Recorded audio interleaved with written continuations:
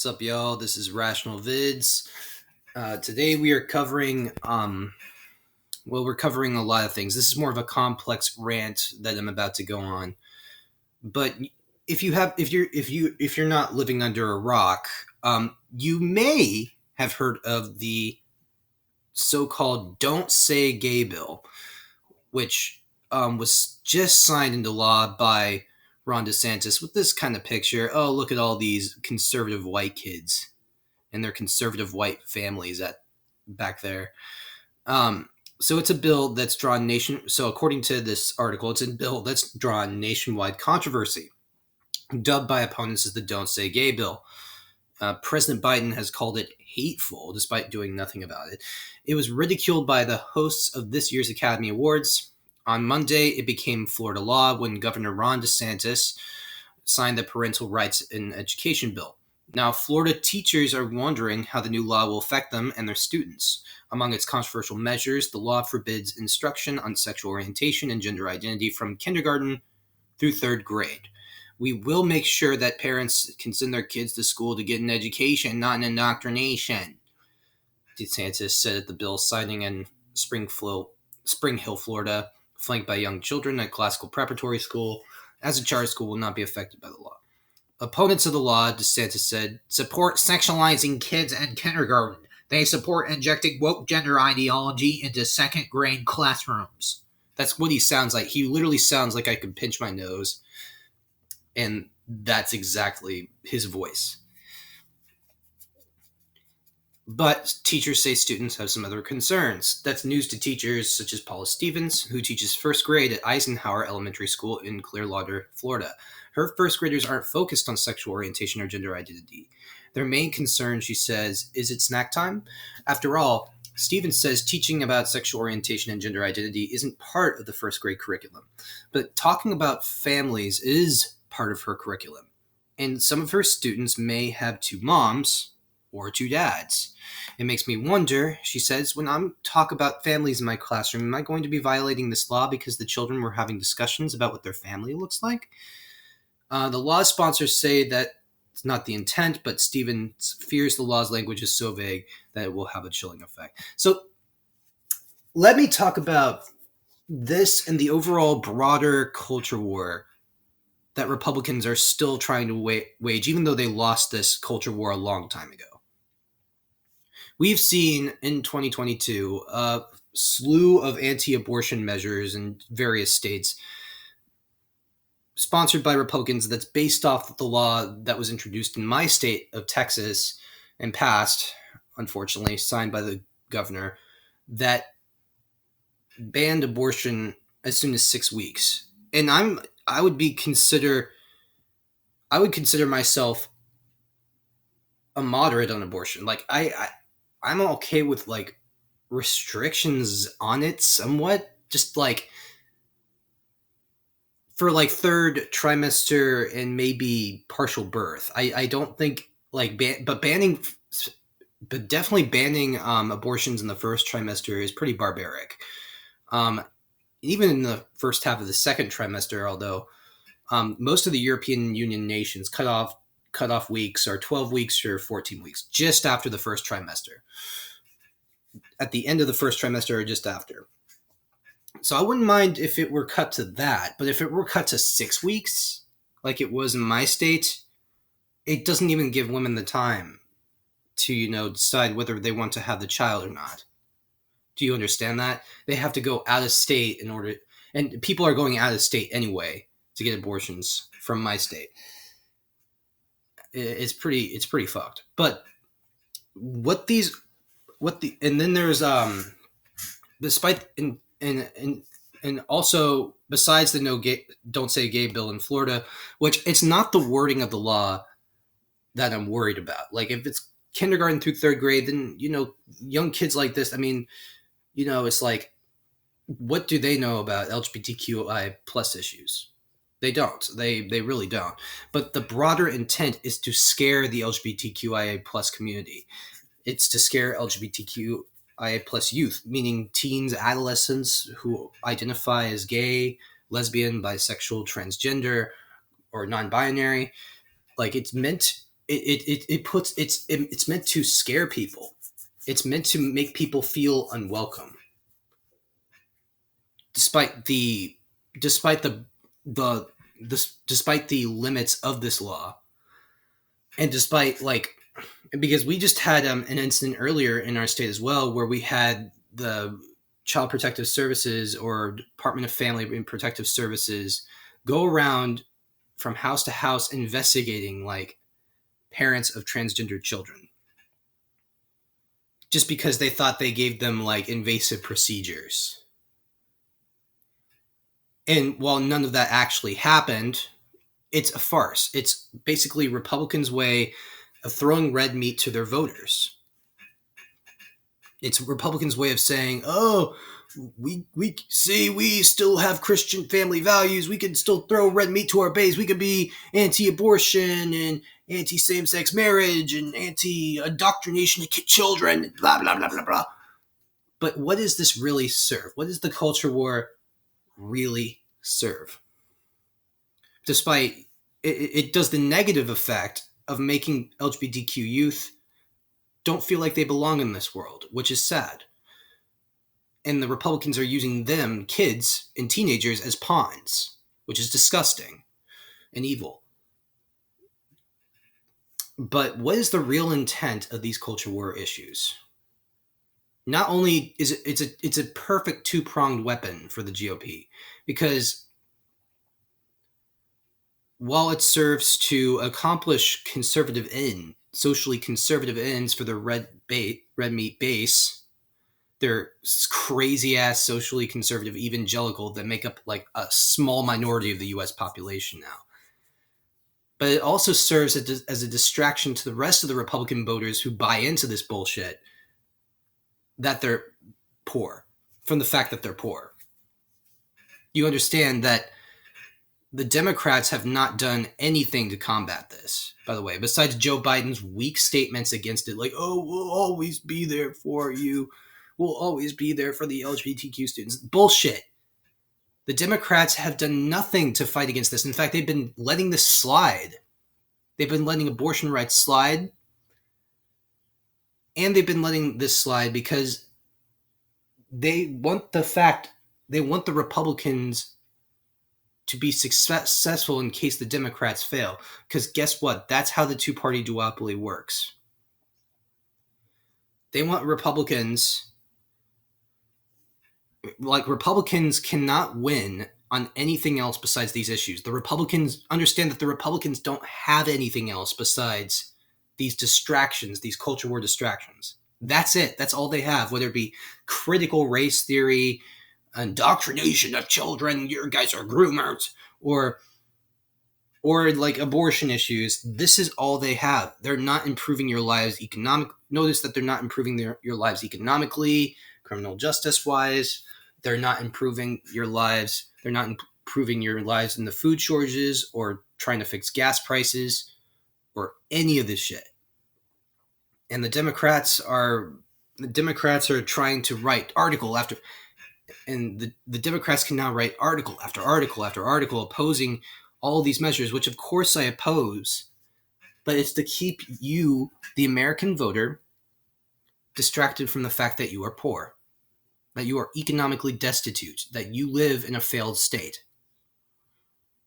This is what it serves. And if you don't believe me, Status Quo, led by Jordan Cheriton, did a great video with LGBTQ students calling out the Democrats. To me, you guys are under threat, Oh, but you're also kind of being used as guinea pigs, where to distract from an affordable housing crisis, to distract from gas prices, to distract from healthcare crisis. There are real issues. There are real issues, not just in Florida, everywhere. In my view, we live in a new Gilded Age. Good luck if you're not making a lot of money to afford rent. People used to move to Florida for lower taxes, more affordable living. That's out the window. Can you kind of talk about, do you feel like they are weaponizing this against you to distract from the real issues going on? Yeah, no, 100%. I mean, I don't know if you saw, DeSantis just signed a proclamation that some swimmer was like the best swimmer or whatever. They're using these homophobic, racist, anti-immigrant, anti-woman dog whistles, trying to solve problems that weren't there in the first place. Yeah. They spent so much time, attention, energy in legislation in the session this session, focusing on non-issues instead of pulling their weight and making Florida better for us. And when we, speak up about things, it's automatically somebody from either some different type of point of view. A lot of times it'll be a church or some person who is an extremist of some sort, who goes after us at that point saying all these things, and then it gets a lot bigger than it was originally supposed to be, and it was originally intended to be by us, or even maybe that other person. That at that point, our whole issue, everything surrounding us is also, they're using that to mask other things and try and slip by with other things going on, because our identities are apparently so controversial that it takes away from every other issue that other people are facing, and now people are hating us even more because our issues are getting so much attention, that now they have another reason to hate our community because, oh, well, they can be spending money and time looking at other things that could help us, but we also exist, and we just want to exist. Yeah, we didn't ask to be put in this type of pivotal situation, and we don't want to be in history books. We just want to exist. Yeah, like we don't want to have like another Stonewall or something that should be taught at least in history. Which, side note, I asked my history teacher if we were going to learn about Stonewall since we're in the late 60s unit, and she didn't know what it was. Today. Anyways, yeah. I just want to add one more thing on the question. I think the focus on these identity politics brings both light to how malicious the Republican Party is and how they're so focused on keeping things the way they are, but also a lack of mobility in the Democratic Party. I mean, I want us to all be supportive. I want housing. I want like affordable rent. I want affordable health care. All these things, and I see a constant sad theme that there are these huge like the BLM movement. Like there's these huge like supportive movements that are really important, but then they die within a year, and so it's just the election cycles happen, and we have like Joe Biden in office, and so with how much power can we fight with that man in office? And I think it's both an importance in seeing that these bills are stopping progress. We need to elect people in office who truly represent us and who will fight for us. Well, I think you nailed it, because if you have a Republican Party that's viewed as fighting and exciting their base, even though they're fighting for terrible things, and you have a Democratic Party where there's only a couple. So all of these kids, these students here, they're based. They know what's up. They know that the Republican Party won't actually fight for the real issues in the legislature. I saw this in my home state of Texas. We had a power grid failure last year that caused massive power outages throughout the state. We had, we had multiple criminal justice reform bills in play, including decriminalizing cannabis in our state. And most people agree with that in our state. In fact, most people agree with legalizing it in our state. That wasn't focused on. Then we had expanding Medicaid coverage. That wasn't covered. We had affordable. I mean, we had a numerous issues that the Republicans could have focused on and capitalized on to excite their voters. But the Republicans, just like the Democrats, don't believe in helping the people at the bottom. They are capitalists, brazen, fucked up capitalists that will destroy our nation. They will.